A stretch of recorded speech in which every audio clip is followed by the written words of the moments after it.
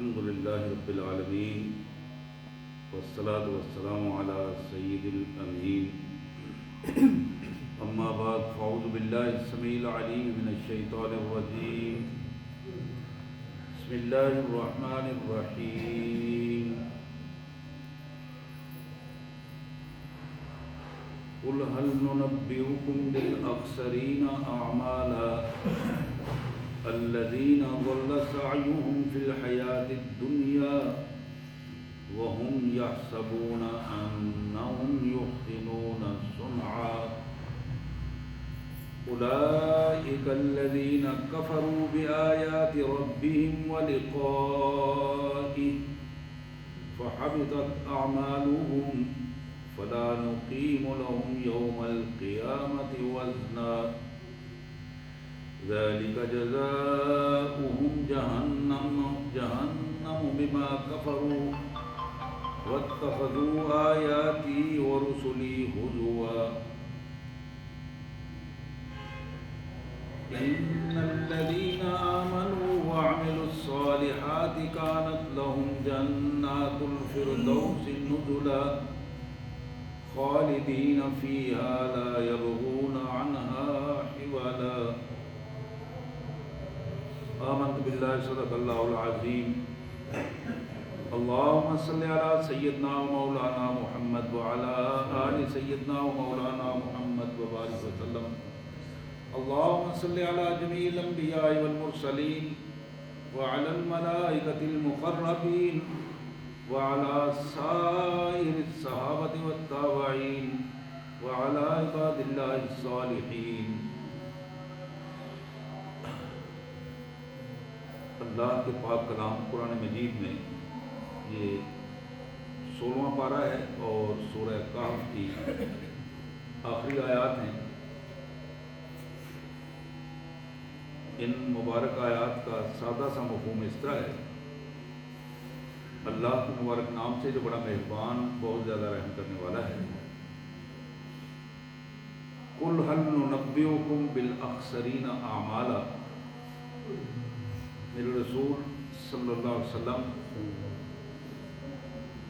ان لوگوں سے پوچھو کیا میں تمہیں ان اعمال کے بارے میں نہ بتاؤں جو زندگی کو تباہ و برباد کر دینے والے ہیں. الذین اخسرین بالاخسرین اعمالا، ایسے اعمال جو خسارے میں بدترین خسارہ دیتے ہیں اور تباہی اور بربادی کا پیغام لاتے ہیں. وہ کیا ہیں؟ الذین ضل سعیہم فی الحیاۃ الدنیا، وہ لوگ جن کی پوری زندگی کی ساری کمائی ان کے سامنے ضائع ہو جائے. الذین ضل سعیہم، وہ لوگ جن کی ساری سعی، ساری مساعی، ساری کوششیں، ساری کمائیاں ان کے سامنے ضائع ہو جائیں دنیا کی زندگی میں. وَهُمْ يَحْسَبُونَ، اور ان کی سوچ یہ بن جائے، ذہن یہ بن جائے، أَنَّهُمْ يُحْسِنُونَ صُنْعًا، وہ تو اچھے کام کر رہے ہیں، وہ تو اچھے کام کر رہے ہیں، اصلاح کر رہے ہیں، اچھی لڑائی لڑ رہے ہیں. اولئک الذین کفروا بآیات ربہم، یہ ایسے لوگ ہیں جو اللہ کے احکامات کا انکار کرنے والے ہیں. ولقائہ، اور اللہ سے ملاقات کا بھی انکار کرنے والے ہیں. فحبطت اعمالہم، اللہ نے ان کے ساری زندگی کے اعمال کو ختم کر دیا ہے، ضائع کر دیا ہے. فلا نقیم لهم یوم القیامت وزنا، تو کل قیامت کے دن ہم ان کے لیے کوئی ایسا نظام نہیں بنائیں گے کہ ان کے کسی عمل کی کوئی ویلیو لگائی جا سکے، کوئی قیمت بن سکے. ان کے لیے کوئی ترازو، کوئی کنڈا ایسا نہیں ہوگا کہ جن پر ان کے اعمال کو تولا جا سکے. ذالک جزاؤہم جہنم بما کفروا، ان کے اس انکار اور کفر کی وجہ سے ان کی سزا جہنم ہوگی، بھڑکتی ہوئی آگ ہوگی۔ وَاتَّخَذُوا آیَاتِي وَرُسُلِي هُزُوًا، دو بنیادی ان کے جرائم ہیں۔ پہلا جرم یہ تھا کہ وَاتَّخَذُوا آیَاتِي، انہوں نے میرے احکامات کا مذاق اڑایا۔ اللہ فرماتے ہیں میرے احکامات کا مذاق اڑایا، یہ پہلا جرم ہے۔ دوسرا جرم یہ ہے وَرُسُلِي هُزُوًا، میرے رسولوں کا مذاق اڑایا۔ یہ دو جرائم ہیں جن کی وجہ سے ان کے لیے ذلت و رسوائی کا عذاب ہوگا، دنیا میں بھی اور بالآخر آخرت میں بھی۔ اس کے مقابلے میں ان الذین آمنوا وعملوا الصالحات کانت لہم جنات الفردوس نزلا، سچے ایماندار لوگ، اپنے کردار کو ایمان کے حوالے سے بنا لینے والے لوگ ایسے ہیں کہ ان کے لیے جنت میں سب سے جو ٹاپ کا حصہ ہے جنت الفردوس، اللہ فرماتے ہیں ہم وہ انہیں عطا کریں گے۔ کس طرح؟ نزلا، وہ جنت میں اس طرح آئیں گے جس طرح ایک مہمان میزبانی کو حاصل کرنے کے لیے، مہمانی کھانے کے لیے ایک وی آئی پی شکل میں پروٹوکول کے ساتھ وہ آئیں گے۔ خالدین فیہا، ہمیشہ ہمیشہ اس میں رہیں گے۔ لا یبغون عنہا حولا، کوئی ایسی صورت نہیں بنے گی کہ وہاں سے وہ کہیں آگے پیچھے ہو سکے، نکالے جا سکیں یا کوئی ان کو کوئی نکال سکے، کوئی ایسی کیفیت نہیں ہوگی۔ سبحان اللہ و بحمدہ، سبحان اللہ العظیم و بحمدہ، نستغفر اللہ۔ یا کریم یا رحم الراحمین یا ذا الجلال والاکرام، الحمدللہ، یہ اللہ کا شکر ہے، اس کی مہربانی ہے، عنایات ہیں۔ مالک کے کرم سے پھر ہمیں ایک موقع ملا کہ ہم اس کیفیت میں رمضان المبارک کی ان برکتوں والی ساعات میں، گھڑیوں میں اکٹھے ہوئے اور اللہ کے گھر میں اس کے قرآن مجید کے حوالے سے، اس کے نبی پاک صلی اللہ علیہ وسلم کی احادیث کے حوالے سے، اور ان مبارک ساعتوں میں اللہ کی رضا کے حصول کے لیے ہم پھر مل بیٹھے ہیں۔ یہ صرف اللہ کی توفیق ہے، اس کی عنایت ہے کہ اس نے ہمیں پھر ایک موقع دے دیا۔ ہم اللہ کا شکر بھی ادا کرتے ہیں اور اللہ تبارک و تعالیٰ سے دعا بھی کرتے ہیں کہ اللہ ہماری پچھلی غلطیوں کو معاف فرمائے اور آنے والے لمحات میں ہمیں اپنے فرما بردار بندوں کی طرح رمضان مبارک کو پورے شوق، ایمان اور احتساب کے ساتھ گزارنے کی توفیق عطا فرمائے۔ اللہ تعالیٰ ہمارے والدین کی غلطیوں کو بھی معاف فرمائے اور ہمارے اس پاک وطن کو اللہ تبارک و تعالیٰ نظریاتی اور جغرافیائی حوالوں سے مضبوط تر بنا دے۔ سبحان اللہ و بحمدہ، سبحان اللہ العظیم و بحمدہ، نستغفر اللہ۔ اللہ اکبر۔ آج سے اس مختصر سے وقت میں 4 احادیث آپ کے سامنے رکھنا چاہوں گا۔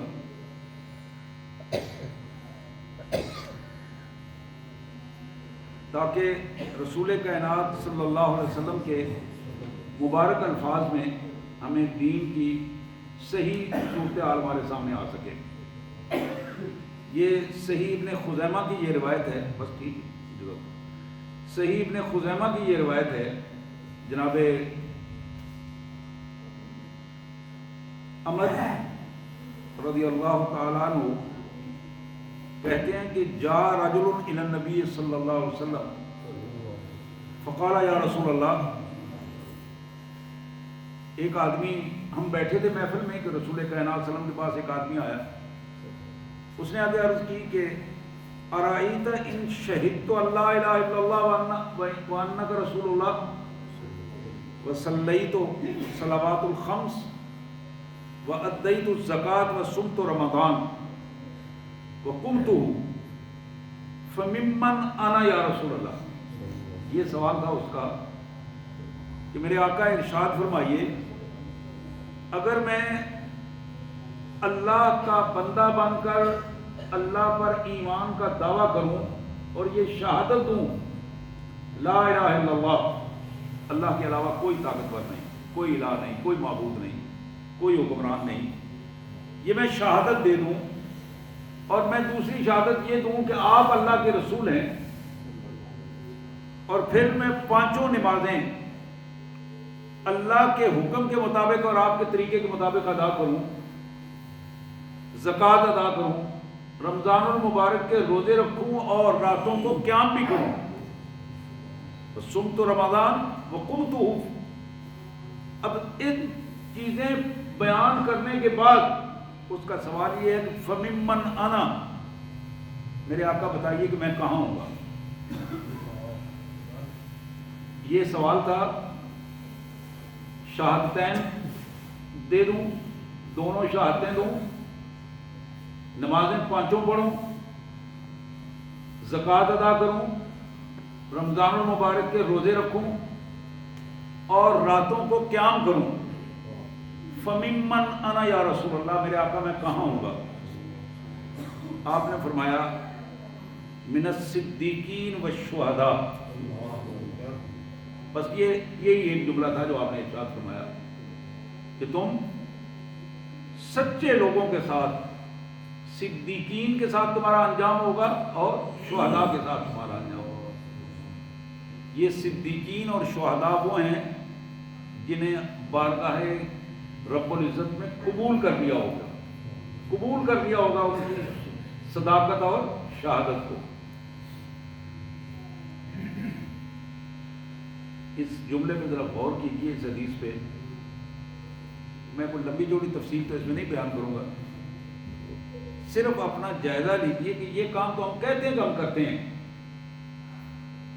ہم میں سے ہر بندہ یہ کہتا ہے، ہم جہاں بیٹھے ہوئے سارے بھائی ہیں، بہنیں ہیں، تو بھئی ہم کلمہ پڑھتے ہیں، شہادت دیتے ہیں اللہ ایک ہے، محمد رسول اللہ ہمارے نبی ہیں، ہم نمازیں بھی پڑھتے ہیں، روزے بھی رکھتے ہیں، زکاتیں بھی دیتے ہیں۔ ایسی کون سی بات تھی جو اس بندے نے اسپیشل یہ گنوا کے حضور صلی اللہ علیہ وسلم کے سامنے ایک ایک چیز کو گنوا کے پھر سوال کیا کہ فممن انا، میرے آقا میرا انجام کیا ہوگا؟ یہ ایک آخر پہ سوالیہ نشان ہے، اور وہ سوالیہ نشان یہ بتاتا ہے کہ میں اپنے آپ سے پوچھوں کہ میں جو کہہ رہا ہوں اشہد ان لا الہ الا اللہ، کیا واقعی میں اللہ کی وحدانیت کی اور اس کی الوہیت کی شہادت دے رہا ہوں؟ یہ ہے وہ سوالیہ نشان جہاں کے بندہ رک جاتا ہے، سوچنے میں مجبور ہو جاتا ہے ہر زیرک انسان کہ میری شہادت کیسی ہے، میرا تعلق اپنے مالک کے ساتھ کیسا ہے، اللہ کے ساتھ شہادت اشہد ان لا الہ الا اللہ وحدہ لا شریک لہ، اس شہادت میں سچا ہوں، جھوٹا ہوں، نفاق ہے، کیا ہے؟ یہ فیصلہ بندے اور اللہ کا فیصلہ ہے۔ میں کسی کے بارے میں کوئی فیصلہ نہیں کر پاتا، میں تو وہ ظاہری حالات دیکھوں گا، جو کوئی میرے ظاہری حالات دیکھے گا میں اس کے دیکھوں گا تو اس کے بارے میں اپنی رائے کا اظہار کریں گے، لیکن اس کی جو دلی کیفیت ہے، دلی کیفیت کیا ہے؟ اسلام کا حکم دونوں چیزوں پہ لگتا ہے، ظاہری احکامات اس کے ظاہری عمل پر، ظاہری کردار پر لگتے ہیں، نیت کا تعلق صرف رب سے ہے، وہ صرف اللہ وحدہ لا شریک جانتا، کوئی اور نہیں جانتا۔ یہاں جو سوال کیا جا رہا ہے کہ میرے آقا یہ ارشاد فرمائیے کہ میں اگر سچی شہادت دے دوں، اب رسول اللہ صلی اللہ علیہ وسلم اس کو دیکھ رہے تھے، اس کا کردار آپ کے سامنے تھا، نبی رحمت صلی اللہ علیہ وسلم نے اس کیفیت کو دیکھ کر فرمایا کہ اگر تم یہ اپنی پانچوں چیزیں درست انداز میں کر رہے ہوگے تو پھر من الصدیقین والشہداء، پھر تمہارا انجام بلا شبہ اللہ کے صدیق بندوں میں اور اللہ کے شہداء میں ہوگا۔ اس پہ غور کرنے کی ضرورت ہے کہ میری نمازوں کی کیا کیفیت ہے، میرے روزوں کی کیا کیفیت ہے، میرے رات کو کھڑے ہونے کی کیا کیفیت ہے، وہ روایتی انداز ہے یا میرے اندر سے نکلی ہوئی کوئی بات ہے، اندر سے نکلا ہوا کوئی، میرا دل و دماغ اس کو تسلیم کرتا ہے۔ ہر چیز کے پس منظر میں ایک احساس موجود ہوتا ہے، احساس، وہ قوت احساس کتنی ہے اللہ کے بارے میں، اللہ کے نبی کے بارے میں، اور فرائض کے حوالے سے جو ہمارے سامنے حج، زکوٰۃ، ان حوالوں سے موجود ہے۔ میرے پیارے بھائیوں، یہ دوسری حدیث مبارک جو میں پیش کر رہا ہوں بڑی معروف حدیث ہے، کئی دفعہ آپ نے سنی اور پڑھی ہوگی۔ مسند احمد میں، ترغیب و ترہیب میں، مشکات شریف میں جناب ابو ہریرہ رضی اللہ عنہ کے حوالے سے یہ حدیث موجود ہے۔ حضور نے فرمایا کہ اعطیت امتی خمس خصال، میری امت کو اللہ تعالیٰ نے 5 خصوصیات عطا فرمائی ہیں۔ اعطیت امتی خمس خصال، 5 خصوصیات عطا فرمائی ہیں اللہ نے میری امت کو۔ لم تؤتہن امت قبلہم، مجھ سے پہلے، اس امت سے پہلے کسی امت کو یہ 5 چیزیں نہیں دی گئی جو میری امت کو عطا کی گئی۔ اب اس میں سب سے پہلی چیز جو ہمارے سامنے پیش کی گئی، حضور نے فرمایا کہ خلوف فم الصائم اطیب عند اللہ من ریح المسک، میری امت کا جو فرد بھی اخلاص کے ساتھ، سچائی کے ساتھ رمضان المبارک کا روزہ رکھے گا، اس کے منہ کی بو اللہ تبارک و تعالیٰ کے ہاں کستوری سے زیادہ بہتر، زیادہ قیمتی اور زیادہ اجر کا باعث بنے گی۔ یہ صرف میری امت کو اللہ نے عطا فرمایا، حضور نے فرمایا۔ دوسری خصوصیت یہ ارشاد فرمائی، وَتَسْتَغْفِرُ لَهُمُ الْحِيطَانُ حَتَّى يُفْطِرُوا، جب میری امت کا کوئی فرد اخلاص کے ساتھ روزہ رکھتا ہے، سحری سے لے کر افطاری تک پانی میں رہنے والی مچھلیاں میرے امت کے ہر فرد کے لیے مغفرت کی دعا کرتی ہیں اللہ سے کہ یا اللہ انہیں معاف کر دے۔ سبحان اللہ۔ یہ عمل بھی اللہ کے رسول صلی اللہ علیہ وسلم نے فرمایا کہ میری امت سے پہلے کسی کی بات کی۔ وَتَسْتَغْفِرُوا لَهُمُ الْحِيطَانَ حَتَّى يُفْطِرُوا، سحری سے لے کر افطاری تک مسلسل پانی میں رہنے والی، پانیوں میں رہنے والی مچھلیاں اللہ کی حضور امت محمد صلی اللہ علیہ وسلم کے روزہ دار کے لیے دعائیں کرتی ہیں، یا اللہ ان کو گناہ معاف کر دے۔ تیسری چیز اللہ کے رسول صلی اللہ علیہ وسلم نے فرمائی، وَيُزَيِّنُ اللَّهُ الْعَزَّ وَجَلَّ كُلَّ يَوْمٍ جَنَّةً ثُمَّ يَقُولُ يُوشِكُ عِبَادِيَ الصَّالِحُونَ أَن يُلْقُوا عَنْهُمُ الْمُؤَنَّةَ وَيَسِيرُوا إِلَيْكَ، ہر روز رمضان المبارک میں، ہر روز بلا ناغہ اللہ کے حکم سے اللہ کی جنت کو نئے انداز میں سجایا جاتا ہے، مزین کیا جاتا ہے، خوبصورت بنایا جاتا ہے، گزرے ہوئے دن سے آنے والے دن میں زیادہ خوبصورت بنایا جاتا ہے۔ اور اللہ تعالیٰ اپنے جنت کے فرشتوں کو یہ حکم دیتے ہوئے فرماتے ہیں، ممکن ہے میرے حکم سے میرے بندوں میں کسی کی موت رمضان میں آ جائے اور میرا وہ بندہ سیدھا جنت میں آئے تو تم اس کے استقبال کے لیے تیار رہنا۔ وَيُسِيرُوا إِلَيْكَ، ممکن ہے جو ہی اس کی روح نکلے تو وہ سیدھا ادھر ہی آئے.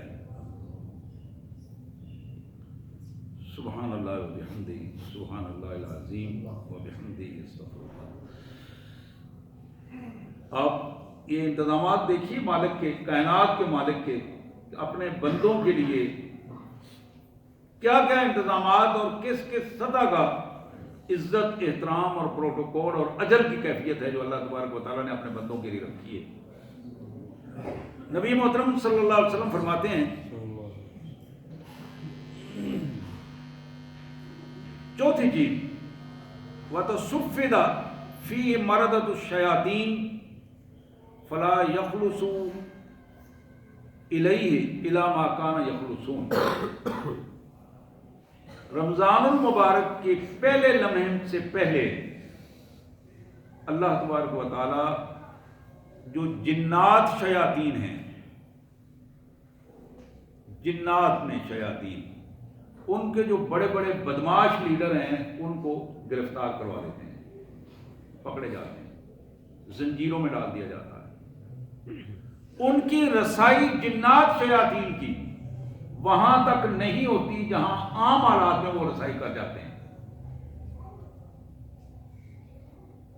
یہ تو آپ کو پتہ ہے نا کہ قرآن مجید کی آخری جو آیت ہے من الجنۃ والناس، شیاطین جنوں میں سے بھی ہیں اور انسانوں میں سے بھی ہیں. انسان جو شیاطین ہیں ان کو جکڑا نہیں جاتا، وہ اسی طرح رہتے ہیں اور اپنی کارستانیاں اسی طرح کرتے رہتے ہیں. وہ بڑے بڑے گنڈے بدماش شیاطین اپنی اپنی جگہ پر رہتے ہیں. اور یہ اللہ تعالیٰ نے ہمارے لیے آزمائش اس کیفیت میں بنائی ہے کہ یہ تمہاری نسل کی طرح دیکھو اور اپنی ان نسل کے لوگوں کو پہچانو اور ان میں سے تم ان کی اصلاح بھی کر سکتے ہو اور اپنی اصلاح بھی کر سکتے ہو، اپنے آپ کو بچا بھی سکتے ہو. حضرات پانچویں چیز اللہ تبارک و تعالیٰ نے ارشاد فرمایا، اللہ کے رسول صلی اللہ علیہ وسلم نے فرمائی کہ میرے اللہ نے مجھے خصوصیت عطا فرمائی. اور پانچویں چیز یہ تھی یغفر لهم فی آخر لیلۃ من رمضان. رمضان المبارک کی آخری رات اللہ تبارک و تعالی فرشتوں کو گواہ بنا کر موجودگی میں یہ ارشاد فرماتے ہیں کہ میں نے اپنے بندوں کے سارے گناہ معاف کر دیے ہیں. میرے بندے جو یکم رمضان سے اب تک مجھ سے اپنے گناہوں کی معافی مانگتے رہے، روزے رکھے اور رات کو قیام کیا، گناہوں کی معافی مانگتے رہے، آج تم گواہ رہنا کہ میں نے ان کے سارے گناہ معاف کر دیے. جناب ابو ہریرہ کہتے ہیں کہ ہم میں سے ایک صحابی نے عرض کیا اہی لیلۃ القدر یا رسول اللہ، اللہ کے رسول صلی اللہ علیہ وسلم کیا یہ رات لیلۃ القدر کی ہوگی؟ حضور نے فرمایا نہیں، ولکن العامل انما یوفى اجرہ اذا قضى عملہ. بات لیلۃ القدر کی نہیں ہے، وہ اللہ تعالیٰ الگ اجر عطا فرمائیں گے.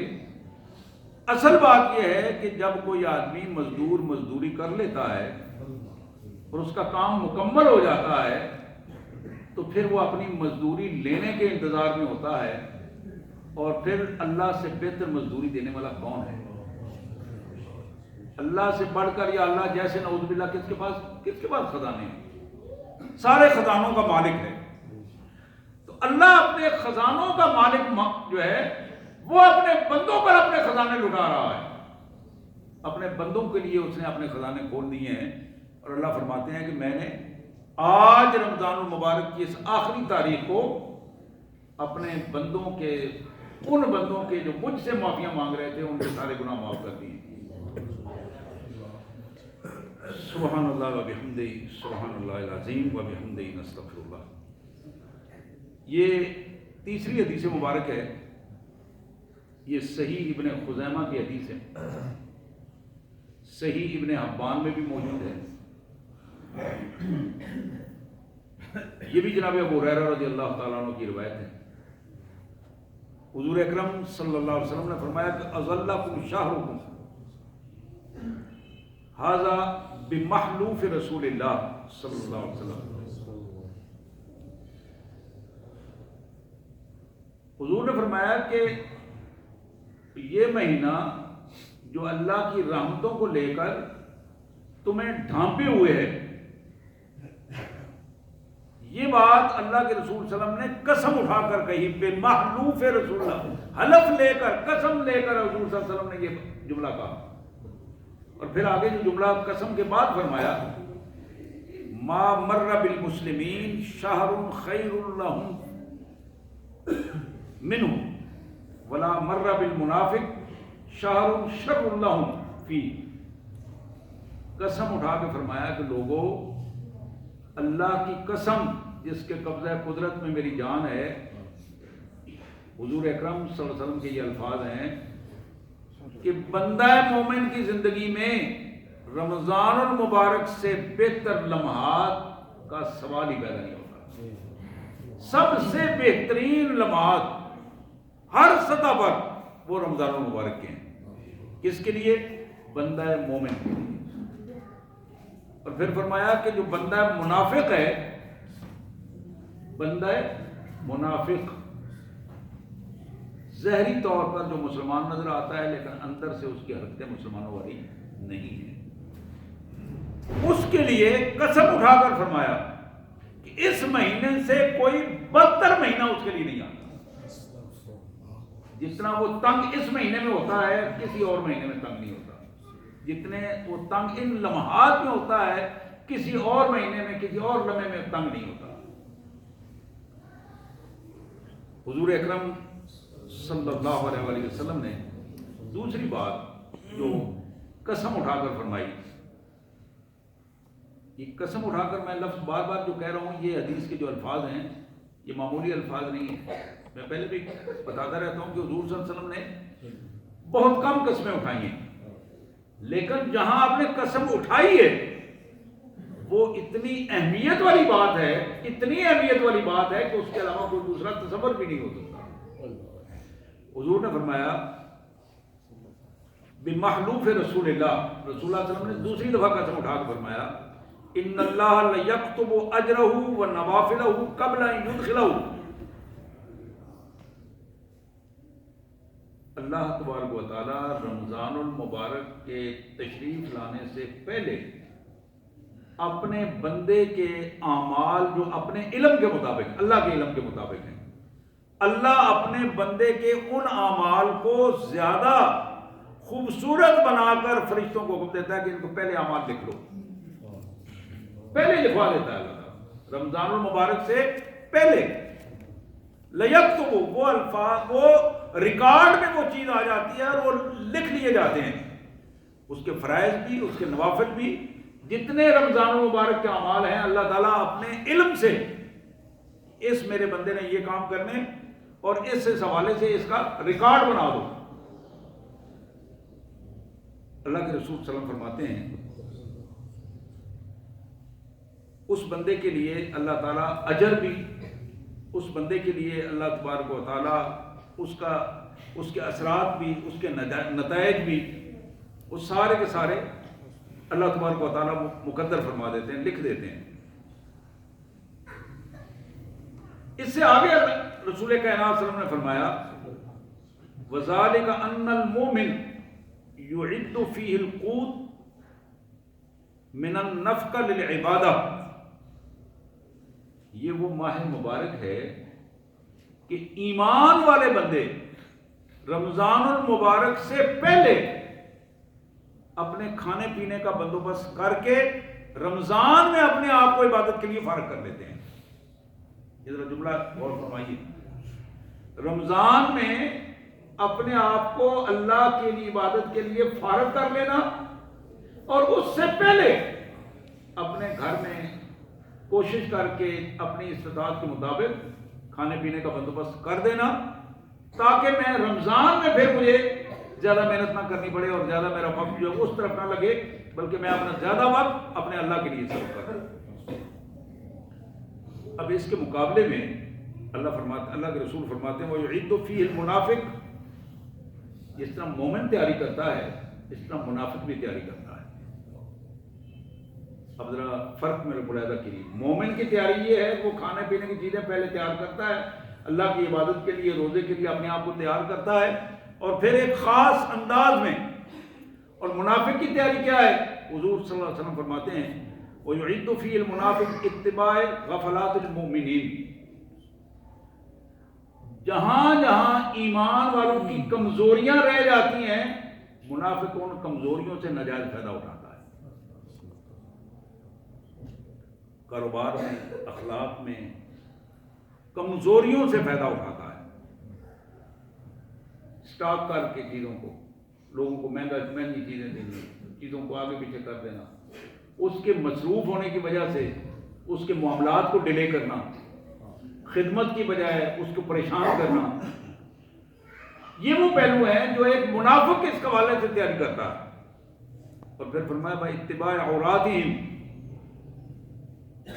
مومن جہاں اپنی عبادت میں لگا ہوتا ہے، یہ اس کے بعد اس کے گھر میں، اس کے کاروبار میں، اس کے معاملات میں جو کمزوریاں تلاش کر کے اس کو نقصان پہنچانے کی کوشش کرتا ہے. منافق کا یہ کام ہے.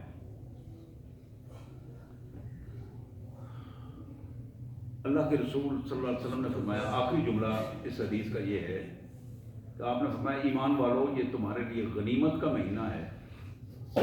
منافق تمہارے لیے جو ماحول بھی پیدا کر دیں، جتنے مشکلات کا ماحول پیدا کرتے ہیں، لیکن اپنے اس غنیمت والے مہینے کو، اس سے اپنا اجر ضائع نہ ہونے دینا، اپنے آپ کو، اپنے اجر کو محفوظ کرنے کی کوشش کرنا.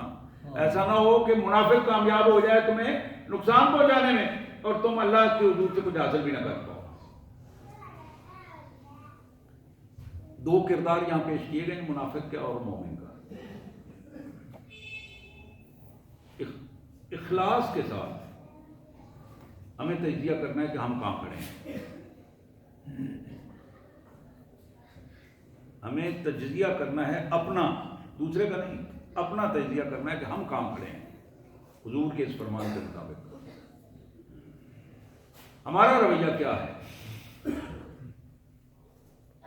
اپنی زندگی کے حوالے سے ہم نے کیا فیصلے کیے ہیں؟ ہمارے روزے کیسے جا رہے ہیں؟ عبادات کیسے جا رہی ہیں؟ دوسروں کے حوالے سے ہمارے فیصلے کیا ہیں؟ دوسروں کے حوالے سے ہمارا رویہ کیا ہے؟ نبی محترم صلی اللہ علیہ وآلہ وسلم کی یہ آخری حدیث ہے، جو میں 4 حدیث عرض کی تھی میں نے، یہ آخری حدیث پیش کر رہا ہوں. یہ بھی صحیح ابن خزیمہ کی حدیث ہے. جناب انس بن مالک رضی اللہ تعالیٰ عنہ کی یہ روایت، قال رسول اللہ صلی اللہ علیہ وسلم ماذا یستقبلکم وتستقبلون 3 مرات. اسی طرح محفل میں بیٹھے ہوئے صحابہ اکرام بیٹھے ہوئے ہیں، بیٹھے بیٹھے اللہ کے رسول صلی اللہ علیہ وآلہ وسلم نے فرمایا وہ کون